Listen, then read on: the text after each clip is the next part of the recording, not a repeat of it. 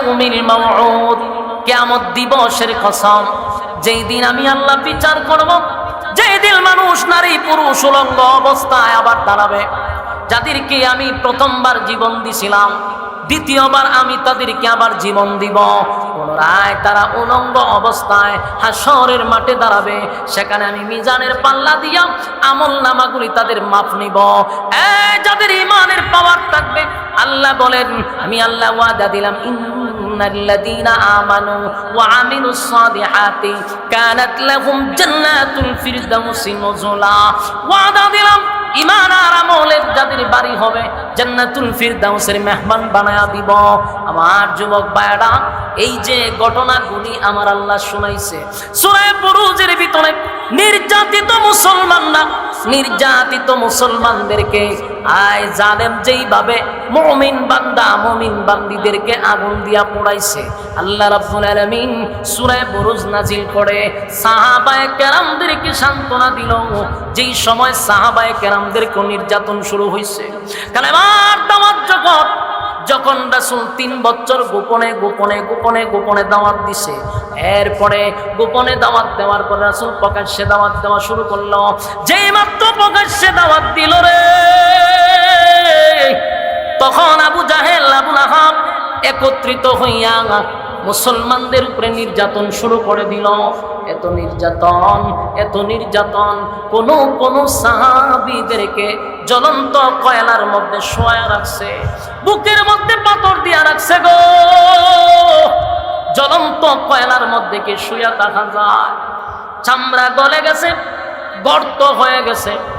এরপরে আবার বুকের মধ্যে পাথর রাখছে যেন নড়াচড়া না করতে পারে। সাহাবায়ে কেরাম রাস্তা দিয়া যাচ্ছিল, তাকায়া দেখে হযরত বিলালকে বালুর মধ্যে শোয়া রাখছে। বিলালের বুকের উপরে পাথর। বিলাল পাথরের নিচে তাইকা জুড়ে জুড়ে বলল আল্লাহ আল্লাহ আল্লাহ, জুড়ে জুড়ে আল্লাহ আল্লাহ বলতে লাগলো। এই জুড়ে জুড়ে আল্লাহ বললে বেঈমানরা তারে আরো নির্যাতন করে। এক কাফের আইসা বিলালের জিহ্বাটা টান দিয়া বাহির করে পেরাক মাইরা দিছে। আমার যুবক ভাইরা, এই অষ্টগ্রামের ভাইরা, দিলের কান লাগাইয়া কথাগুলি শুনেন। ঈমান কারে কয় গো? মুসলমানের ঘরে জন্ম নিছি, আজকে আমাদের ঈমানের জন্য পরীক্ষা দিতে হয় না, ঈমানের জন্য আমাদের জিহ্বার মধ্যে পেরাক মারা হয় না, এরপরও আমরা ঈমানের উপর অটল থাকতে পারি না। বেলালের জিহ্বার মধ্যে পেরাক মারছে কেন জানেননি?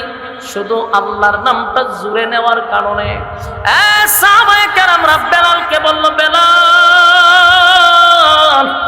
তোর নির্যাতন দেখা সহ্য করতে পারি না, বরদাস্ত করতে পারি না।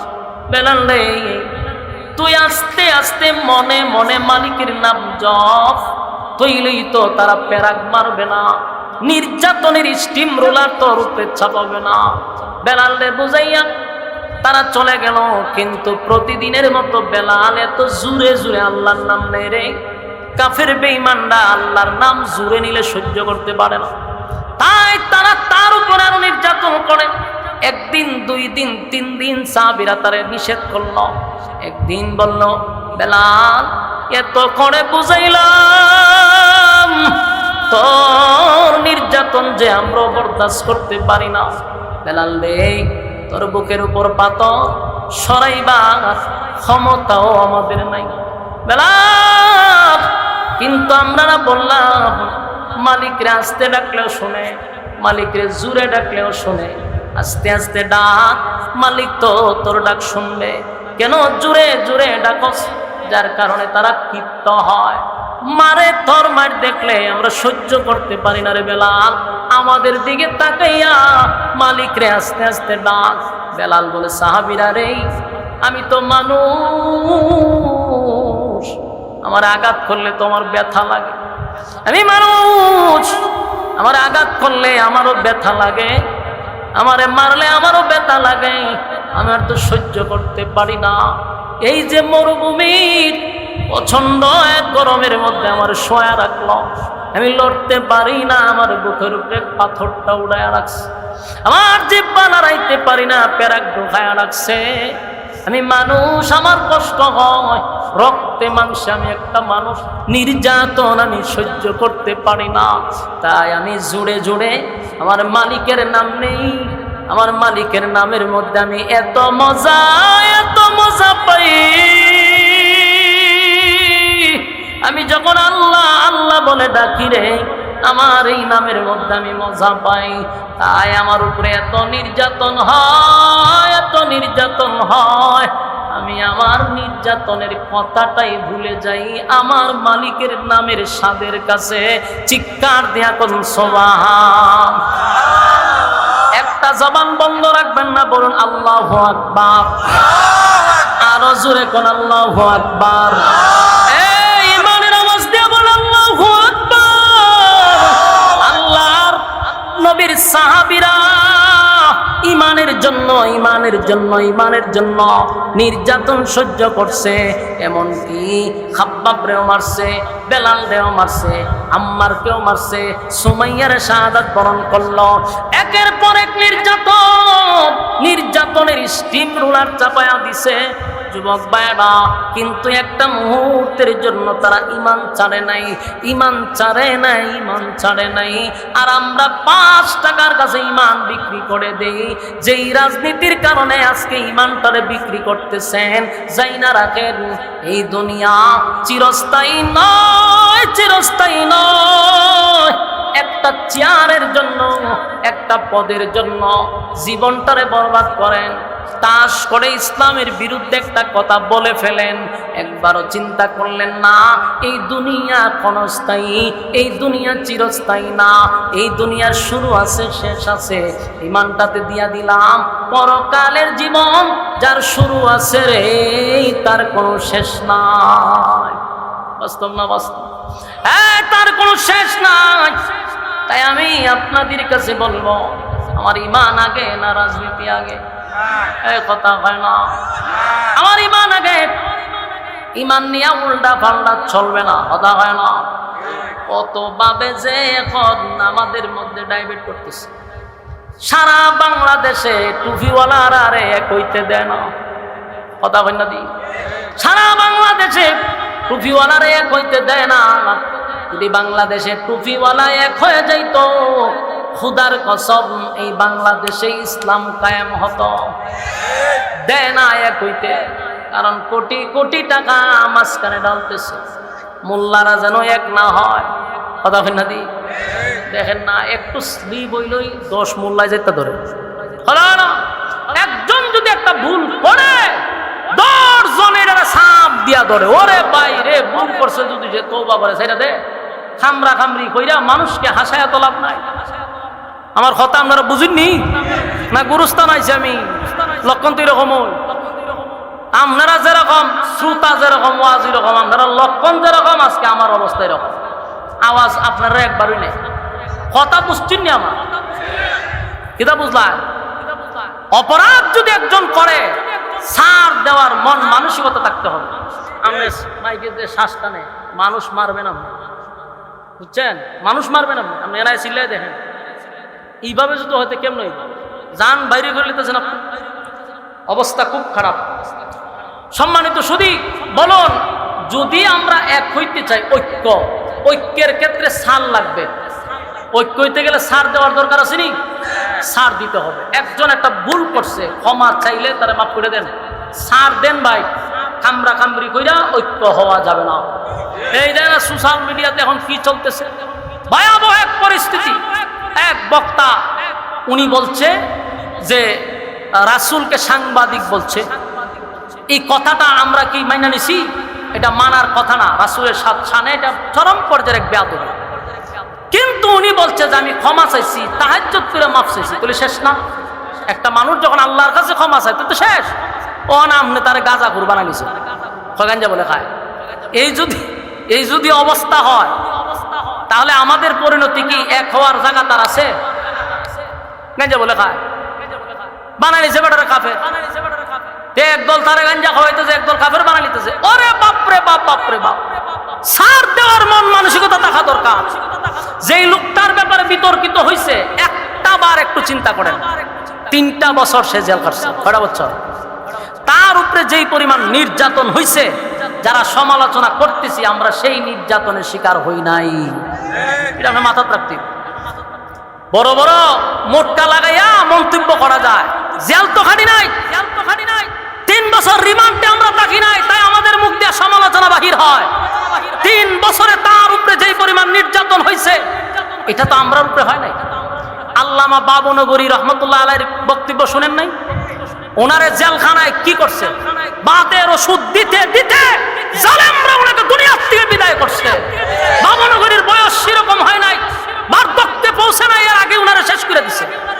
আল্লামা সাইদি সাহেব জেলখানার ভিতরে স্বাভাবিক মৃত্যু হয় নাই, ওনাকে চক্রান্ত করে তারা হত্যা করছে। ঠিক কিনা বলেন?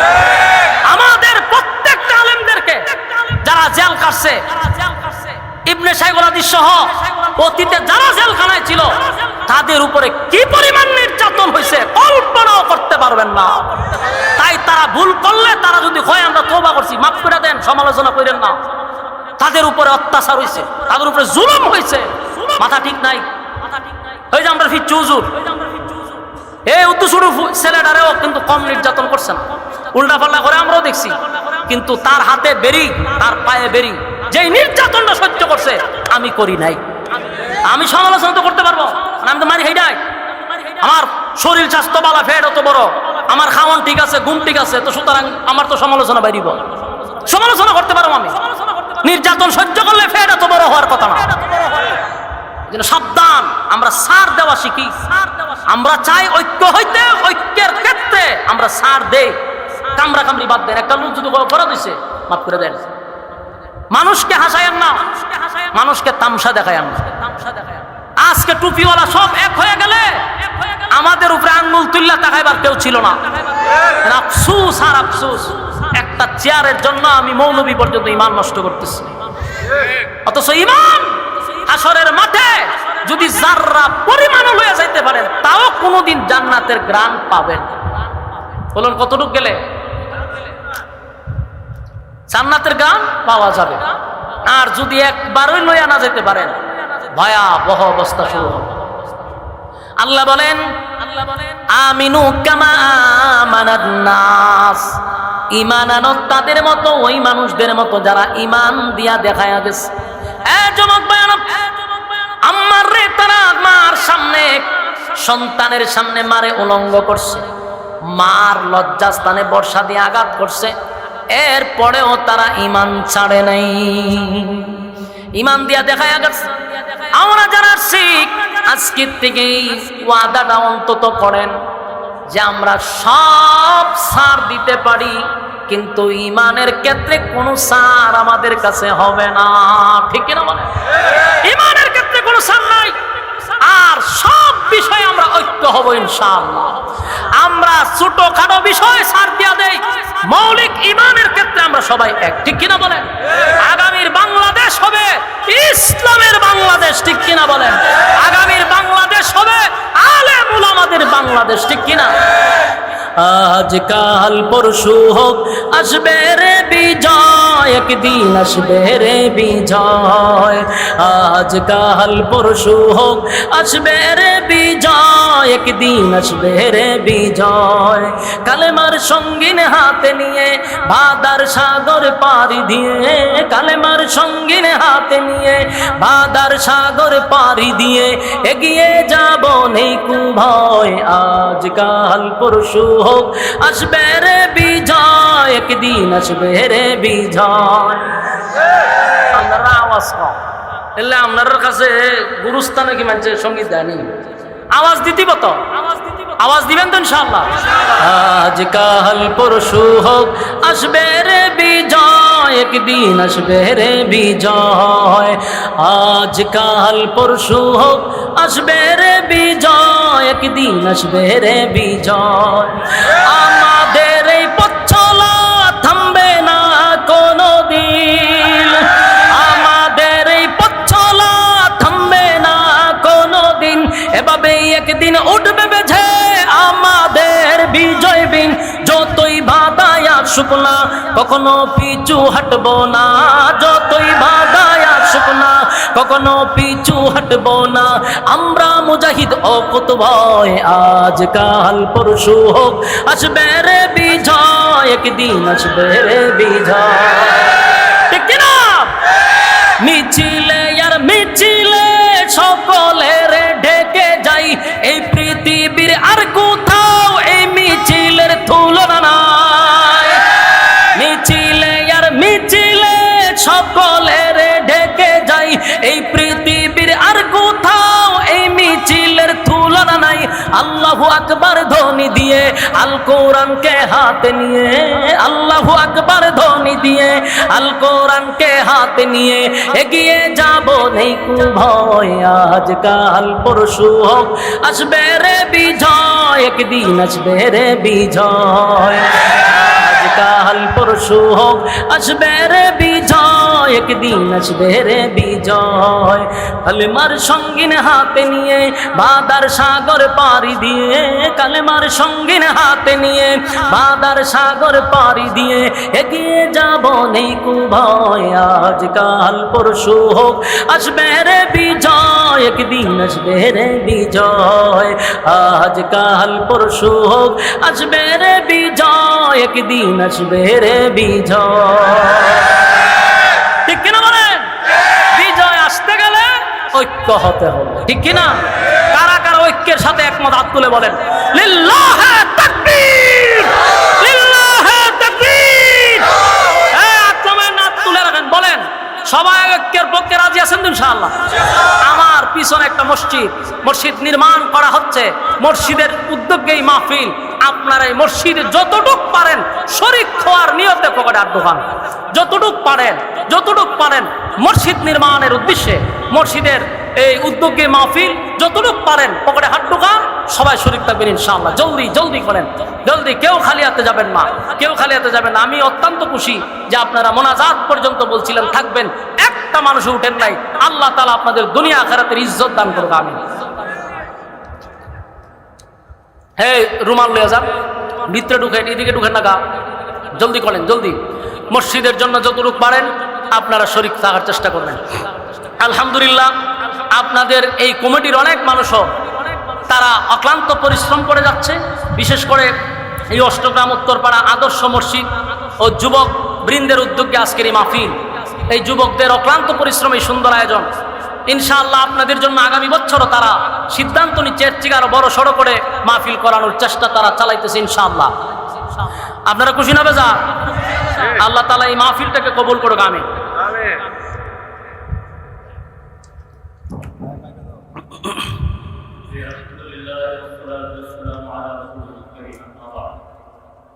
এখন দোয়া হবে।